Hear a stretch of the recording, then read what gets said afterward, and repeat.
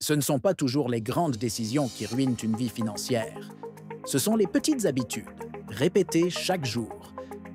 Dans cette vidéo, je vais te révéler les 10 habitudes qui maintiennent des millions de personnes dans la pauvreté, sans même qu'elles s'en rendent compte. Et crois-moi, la dernière est la plus dangereuse de toutes. Bienvenue sur Astuces de richesse, là où commencent les futurs milliardaires. Alors, prête à découvrir ces 10 pièges à éviter? C'est parti! Commençons par le piège numéro 1, et c'est un gros. Vivre au-dessus de ses moyens. Combien de personnes connaissez-vous qui dépensent tout leur salaire, voire plus, en achetant des choses dont elles n'ont pas vraiment besoin? Une nouvelle télé, des vêtements de marque, des gadgets high-tech. La liste est longue. Le problème, c'est que ces achats donnent l'illusion de la richesse. Mais en réalité, ils vous enfoncent dans une spirale de dette. Les pauvres ont tendance à dépenser avant de penser. Ils achètent pour impressionner les autres ou pour se sentir bien sur le moment. Mais une fois la facture arrivée, c'est le stress, les dettes et souvent, le regret.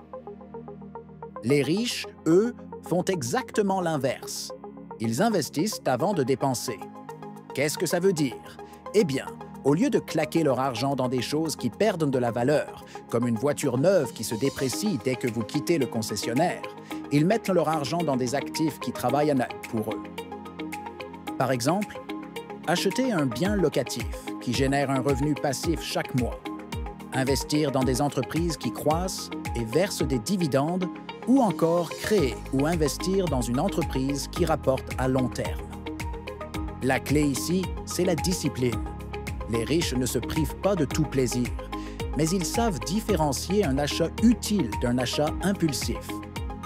Ils se disent, est-ce que cet achat va m'aider à atteindre mes objectifs financiers ou est-ce juste une dépense inutile? Passons maintenant au piège numéro 2, et c'est ne pas avoir de budget. Combien de personnes dépensent leur argent sans vraiment savoir où il va? Elles gagnent leur salaire, pètent les factures et à la fin du mois, plus rien. Pas d'épargne, pas d'investissement, juste un compte en banque vide. Pourquoi? Parce qu'elles ne suivent pas leurs revenus et leurs dépenses. Les pauvres ont souvent une relation floue avec leur argent. Ils dépensent au fil de l'eau, sans planification, et se retrouvent souvent à court avant la fin du mois. Résultat? Stress, dette et incapacité à progresser financièrement. Les riches, eux, ont une approche totalement différente. Ils savent exactement combien ils gagnent, combien ils dépensent et où va chaque euro. Pourquoi? Parce qu'ils ont un budget. Un budget, ce n'est pas juste une liste ennuyeuse de chiffres. C'est un outil puissant qui vous permet de contrôler vos dépenses, savoir où va votre argent, vous aide à identifier les fuites inutiles, abonnements oubliés, achats impulsifs, etc. Priorisez vos objectifs, allouez de l'argent à l'épargne, aux investissements ou à des projets importants. Évitez les mauvaises surprises. Avoir une vision claire de vos finances vous protège des découvertes bancaires et des dettes. Comment font-ils? Ils utilisent des outils simples comme des applications de gestion budgétaire. Exemple, YNAB, Bankin, ou même un bon vieux Excel. Ils allouent leur argent de manière stratégique, d'abord les besoins essentiels, puis l'épargne et les investissements, et enfin les plaisirs. Ils revoient leur budget régulièrement pour s'assurer qu'ils sont sur la bonne voie. La leçon ici, c'est que l'argent aime la discipline. Si vous ne savez pas où va votre argent, il va disparaître sans laisser de traces. Mais si vous prenez le temps de planifier et de suivre vos finances, vous reprenez le contrôle. Passons maintenant au piège numéro 3. Et c'est un piège dans lequel beaucoup de gens tombent, sans même s'en rendre compte. Travailler pour l'argent au lieu de le faire travailler pour soi. Combien de personnes passent leur vie à échanger leur temps contre un salaire, sans jamais penser à autre chose? Elles travaillent dur, gagnent de l'argent, mais à la fin du mois, tout est dépensé. Et si elles arrêtent de travailler, les revenus s'arrêtent aussi. C'est ce qu'on appelle la rat race. Courir après l'argent, sans jamais vraiment avancer. Les pauvres ont tendance à se contenter d'un salaire.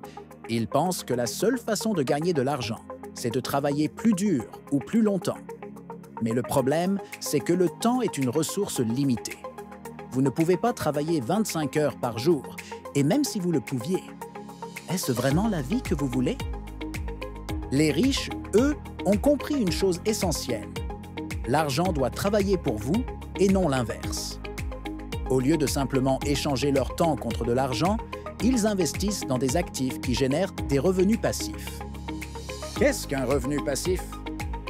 C'est de l'argent qui rentre sans que vous ayez à lever le petit doigt. Par exemple, acheter un bien et le louer pour toucher un loyer chaque mois. Investir dans des actions qui versent des dividendes réguliers.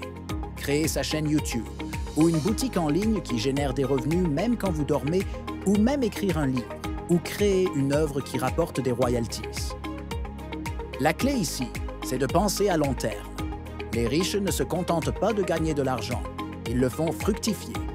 Ils savent que chaque euro investi aujourd'hui peut en rapporter 10 demain. Passons maintenant au piège numéro 4. Et c'est un piège mental dans lequel beaucoup de gens tombent sans même s'en rendre compte. Blâmer le gouvernement, l'économie ou la malchance. Combien de personnes passent leur temps à se plaindre de leur situation financière en rejetant la faute sur des facteurs externes? C'est la faute du gouvernement si je n'arrive pas à économiser. L'économie est en crise, je ne peux rien y faire. Je n'ai pas de chance, c'est tout. Les pauvres ont souvent tendance à se victimiser. Ils voient qu'à Angie les obstacles comme des murs infranchissables et passent car plus de temps à se plaindre qu'à chercher des solutions. Le problème, c'est que cette mentalité les maintient dans une spirale négative. Plus ils blâment les autres, moins ils prennent de responsabilités et moins ils progressent. Les riches, eux, ont une approche totalement différente. Ils savent que la vie n'est pas toujours juste, mais au lieu de se plaindre, ils prennent leur destin en main. Comment font-ils? Ils se concentrent sur ce qu'ils peuvent y contrôler. Au lieu de perdre de l'énergie à critiquer le gouvernement ou l'économie, ils se demandent « Qu'est-ce que je peux faire aujourd'hui pour améliorer ma situation ?» Ils voient les obstacles comme des opportunités. Une crise économique, c'est le moment d'acheter des actifs à bas prix. Un changement de réglementation, c'est une chance de s'adapter et d'innover. Ils prennent des risques calculés. Les riches savent que rien ne tombe du ciel. Ils investissent, apprennent et agissent, même quand les conditions ne sont pas parfaites.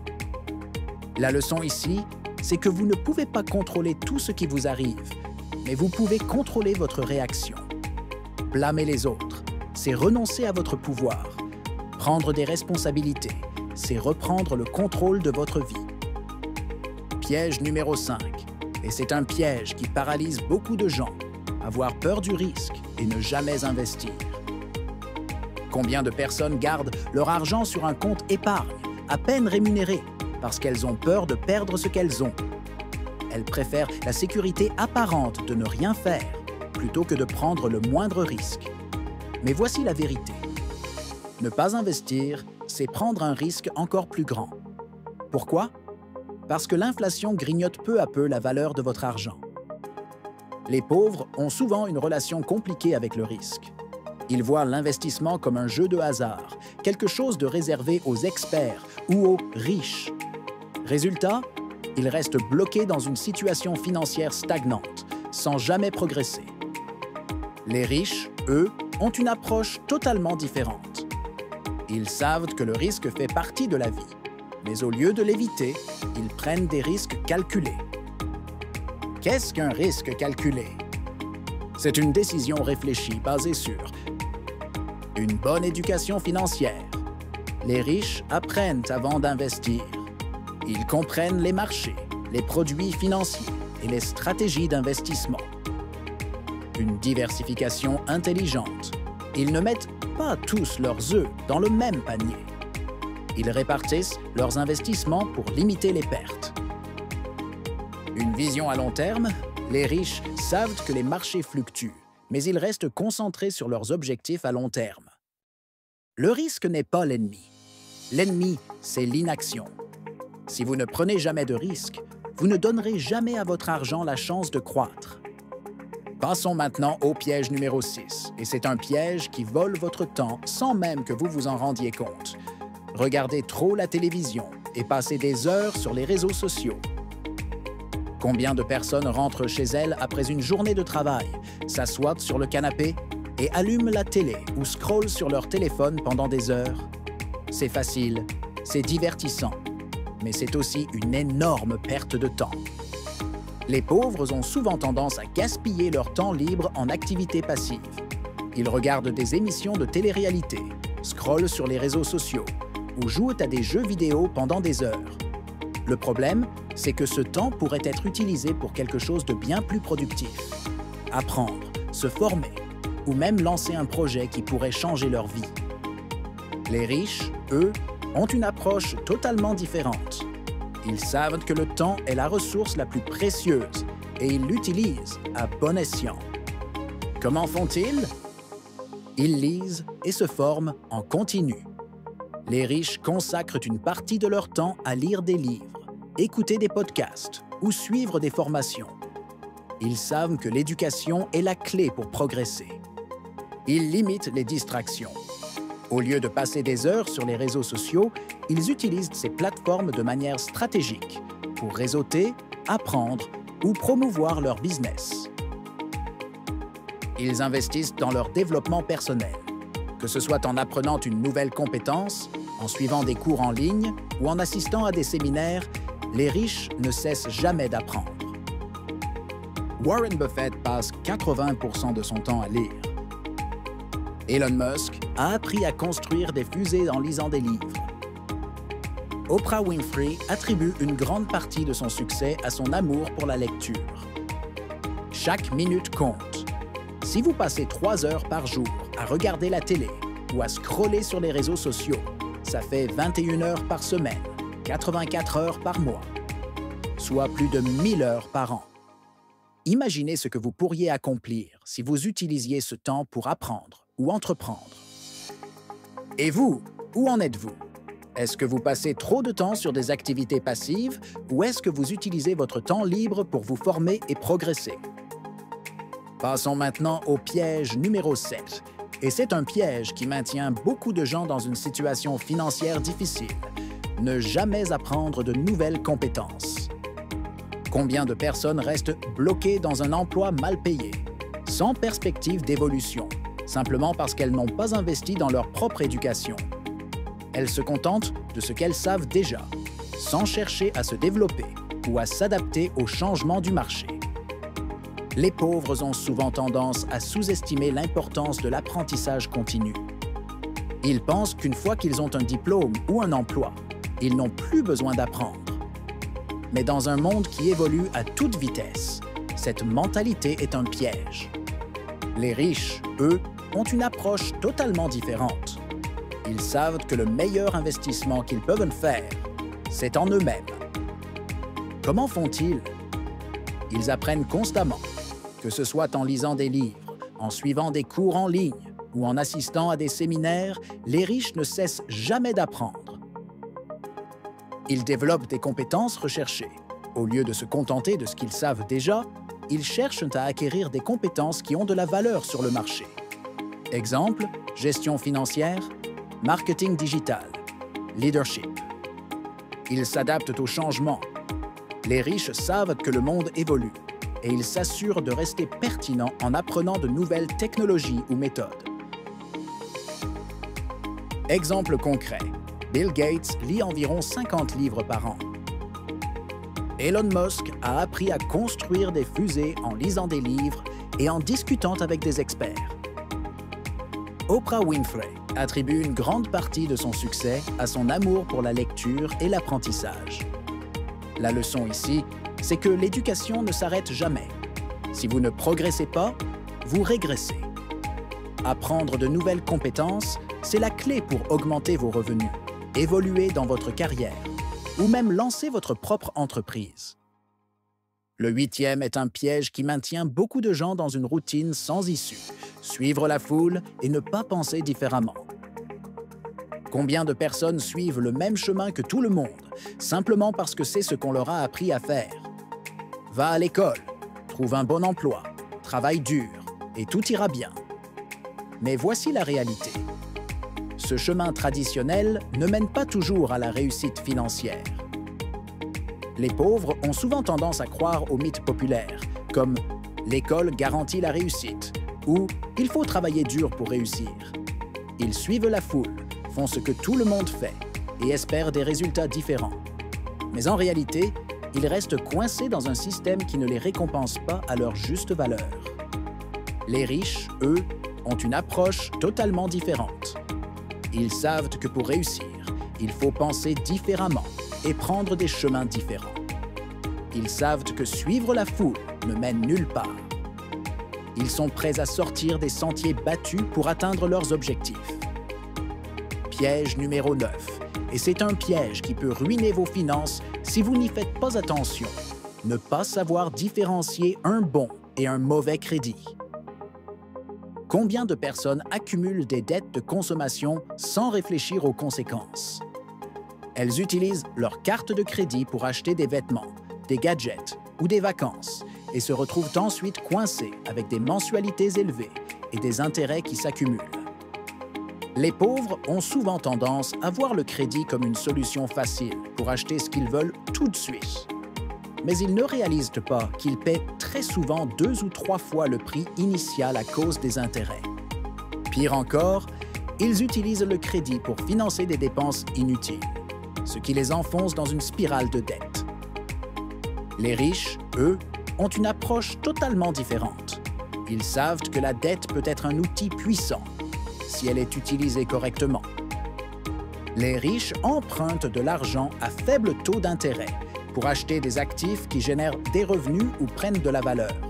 Par exemple, ils utilisent un prêt immobilier pour acheter un bien locatif qui rapporte plus que les intérêts du prêt. Ils évitent les dettes inutiles. Les riches ne s'endettent pas pour des choses qui perdent de la valeur, comme une voiture neuve ou des vêtements de luxe.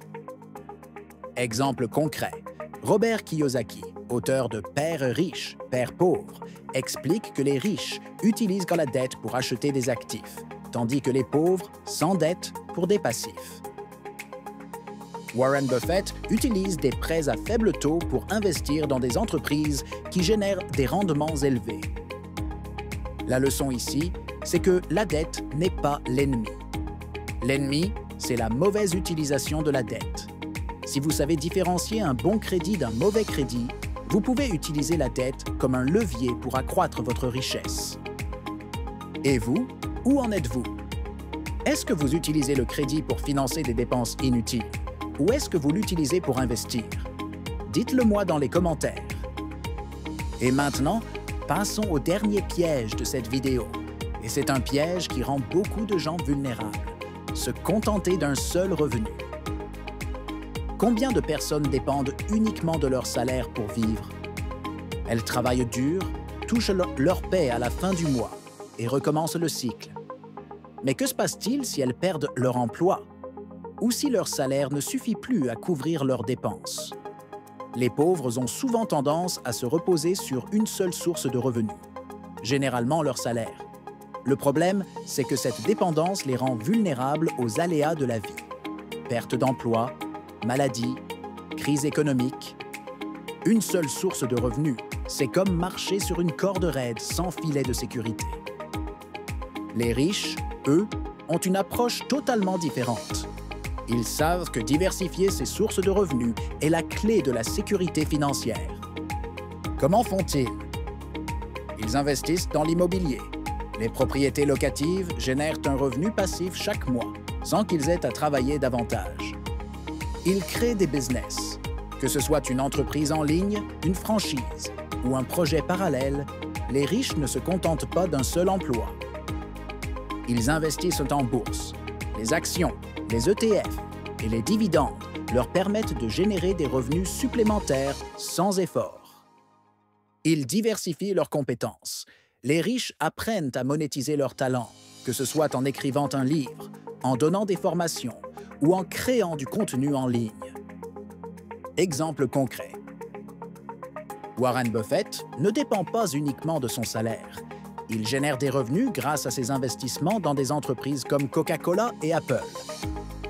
Oprah Winfrey a diversifié ses revenus en créant un empire médiatique, en écrivant des livres et en lançant sa propre chaîne de télévision. Elon Musk ne se contente pas de Tesla. Il a également des revenus provenant de SpaceX, Neuralink et d'autres projets. La leçon ici, c'est que dépendre d'un seul revenu, c'est prendre un risque inutile. En diversifiant vos sources de revenus, vous vous protégez contre les imprévus et vous multipliez vos chances de réussite financière. Si vous n'êtes pas encore abonné à cette chaîne, abonnez-vous maintenant pour ne rien rater de nos conseils business et finances. Et pour la prochaine vidéo ci-dessus, on va plonger dans un sujet encore plus passionnant. Vous allez découvrir des stratégies simples et accessibles pour faire travailler votre argent, même si vous partez de zéro. Merci d'avoir regardé et à très bientôt pour une nouvelle vidéo de La liberté financière. Prenez soin de vous et de votre argent.